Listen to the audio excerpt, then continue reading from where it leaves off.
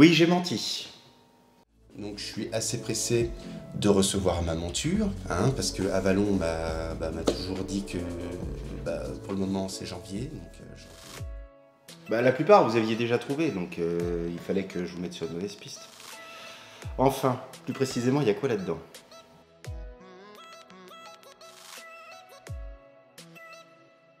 Et voilà, il y a mon carton Yoptron.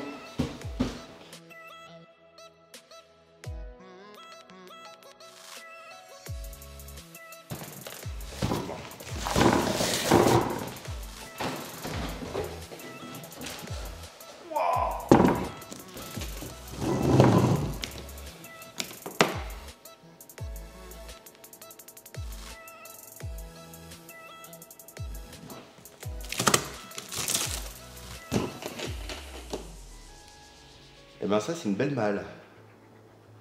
Le fait qu'elle soit livrée avec sa malle, c'est quand même un atout. Mine de rien.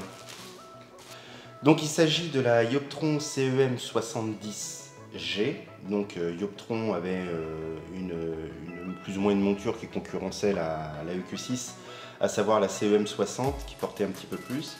Ils ont sorti la CEM 70 qui a une capacité de charge, je crois, jusqu'à 35 kg. Donc on est quand même nettement au-dessus par rapport à la EQ6. Et le G, c'est une option qui permet d'avoir un autoguidage inclus dans la monture.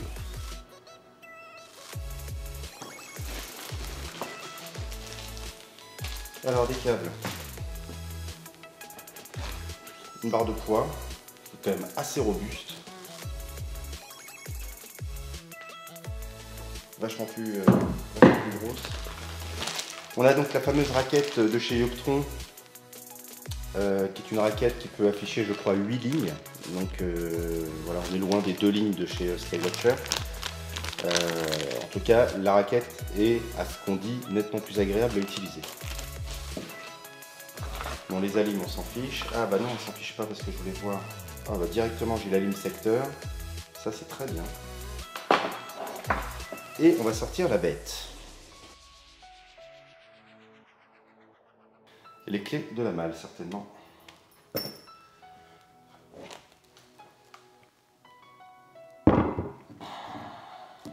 Avec, il vous livre voilà, les erreurs périodiques calculées. Il y a une date? Non, il n'y a pas de date. Bon, il n'y a pas de date, mais bon, au moins ça justifie que ça a été un minimum contrôlé avant. Ici, il y a une clé. Oula, oui, ok, d'accord.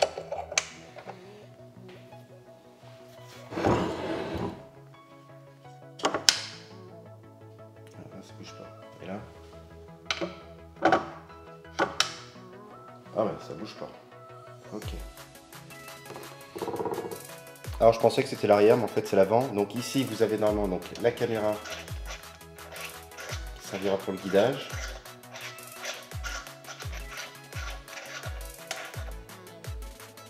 Elle est là. Je pense que vous la voyez. Donc ça, bien évidemment, on verra ça plus tard. Sur le devant, vous avez quoi? Vous avez des alimes. Vous avez le l'iPort. Certainement un port de l'iPhone, Apple. On va retourner. Alors, comment on fait pour retourner comme ça? Derrière, et ça a été d'ailleurs une des raisons pour laquelle j'ai pris cette monture, c'est que vous avez directement des alimentations. Enfin, vous pouvez brancher des alimentations et vos périphériques directement sur la monture. Donc au niveau câble, on va y gagner quand même pas mal. Et je crois qu'on m'avait dit que les axes se bloquaient de manière magnétique et non avec des engrenages.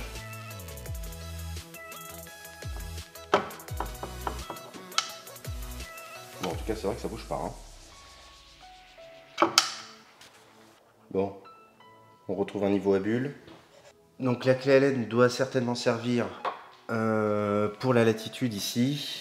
Donc il est où le compteur de latitude? Je l'ai vu. Donc ici vous avez les latitudes. Voilà. Donc là il y a 2 clés. Donc je ne sais pas encore comment on fait. Donc là pareil pour la mise en station. Vous pouvez brancher une antenne Wi-Fi. Ça c'est quoi? C'est du RG12 ST4. Ah il est là le ST4. Branchez le ST4 là-dessus.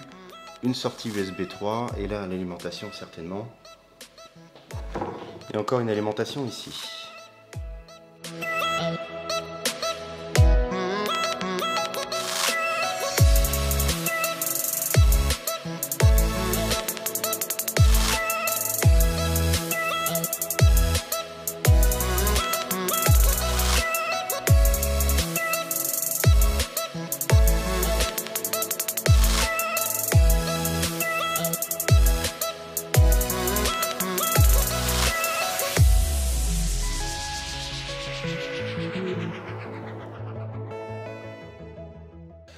Le deuxième carton, vous en doutez, c'est forcément le trépied. Alors, plusieurs choses à noter. C'est déjà les pieds. Alors,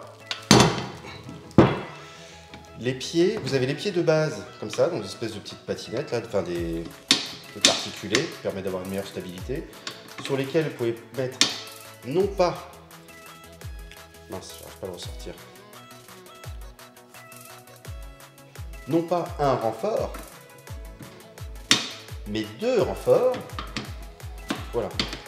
Alors, est-ce qu'il faut, le mieux, est-ce que c'est de les coller ou de les retirer à chaque utilisation? Je ne sais pas. Parce que ça, c'est un coup à les perdre. Puis alors, si vous en perdez un sur les 3... Ok. Alors, chez Yoptron, ils ont eu la bonne idée, lorsqu'ils vendent leur monture, de ne vendre que la monture. Le trépied n'est pas prévu avec. Vous avez 3 types de trépieds. Le trépied standard, comme celui-ci. Et je crois qu'il y en a deux autres. Pour finir, sur le haut de gamme, c'est ce qu'ils appellent le pied lourd, une espèce de colonne, comme vous pouvez avoir sur les postes fixes, donc une grosse colonne avec des pieds en croix en bas, qui apporte une meilleure stabilité, etc. Bon, après, je vous avoue que vu le poids et le prix des pieds lourds, c'est pas quelque chose que vous allez déplacer souvent. Vous avez la tige centrale qui elle ne bouge pas. Alors je me posais la question de savoir comment on fixait derrière. Que vous avez quelque chose de rond, il y a quand même des pas de vis. Et vous avez juste la pointe centrale. Ici vous avez des vis cachées qui doivent être dévissées et qui doivent tantôt se mettre là ou tantôt se mettre là. Donc en plus ça donne la possibilité d'orienter le trépied un peu comme on veut. Alors les poids, lorsque j'utilisais, enfin moi quand j'utilisais Skywatcher, sur le Q6 j'avais 2 poids de 5 kg, donc un qui était tout en bas et puis l'autre qui me permet de moduler. Chez Yoptron, ils ont eu la bonne idée de faire des poids de 9,5 kg. Pourquoi? Je sais pas. Non, j'arrive même pas à le sortir. Donc 9,5 kg c'est bien et c'est pas bien.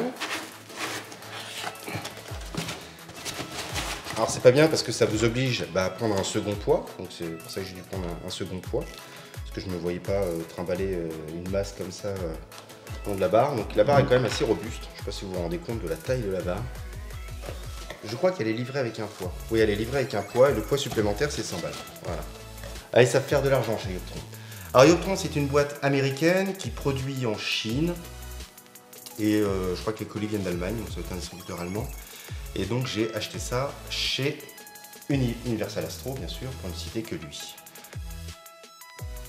Bon, j'ai cherché partout, il n'y a pas de notice. Il n'y a pas de notice, pourtant ils disent que c'est include, and include. Voilà, there's no one include inside. Donc je suis allé sur internet, il y a quand même une notice pour le premier montage, donc là que j'ai imprimé qui doit faire 6 pages. Vous avez la notice générale qui fait 64 pages, donc je ne l'imprimerai pas parce que 64 pages. Et vous avez donc une notice pour l'iGuider et une notice pour l'iPolar. La mise en station.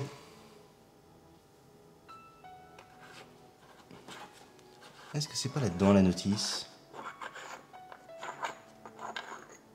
Ah, la notice. Non. C'est le viseur polaire. C'est les capuchons, il ne faut pas les perdre. Donc vous avez une caméra pour le guidage et une caméra, si je puis dire, pour la mise en station, car le viseur polaire se fait électroniquement, mais apparemment il faut un PC pour faire la mise en station. Ah, et oui. Donc ce soir les annonces du beau temps, donc je vais pouvoir essayer de monter, d'équilibrer et de voir un peu comment tout ça fonctionne. Le brancher, voir les lumières qui clignotent, etc. En plus c'est Noël, donc c'est magnifique. Je mettrai certainement une photo sur la page Facebook de l'engin assemblé. Donc par la suite, on verra un petit peu plus en détail les caractéristiques techniques et surtout supérieures par rapport à mon ancienne monture. Bon, déjà, il y a forcément la charge utile, vu que celle-ci peut porter jusqu'à 35 kg le tube. Donc là, on peut mettre du Ritchey Chrétien, on peut tout mettre. Voilà, là, vous pouvez mettre du tube d'observatoire. Déjà, avant de dépasser les 35 kg, il faut quand même aller chercher du gros. Donc c'est prévu, on changera la monture. Donc au-dessus de celle-ci, il y a la CEM 120 qui doit être aux alentours de 5-6 000 euros, hein, bien sûr. Ça serait du rouble, on n'en serait pas là. Donc n'oubliez pas la page Facebook, Instagram. Le 21 décembre, la grande conjonction. Je pense qu'on mettra donc un emplacement dédié sur la page Facebook pour récolter un maximum vos photos, pour que je puisse montrer ça à la terre entière. Et d'ici là, eh ben, je vous dis à très vite, à très très vite, et bon ciel. Salut! Bon, faut ranger tout ce bordel maintenant.